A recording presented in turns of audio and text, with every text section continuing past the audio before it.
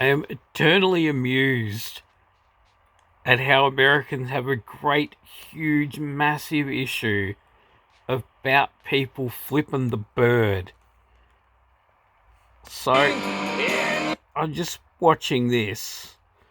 Hang on, I'm going to have to turn the volume down, otherwise I'm going to get a content strike.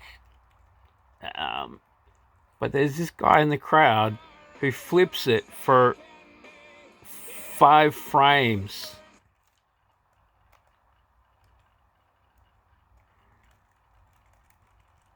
And they blur it out. The guy's probably not even deliberately flipping the bird. He's just moving his hand about.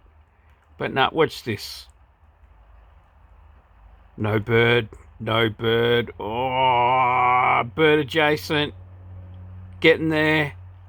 Getting there. And it's blurred. Blurred out of the video.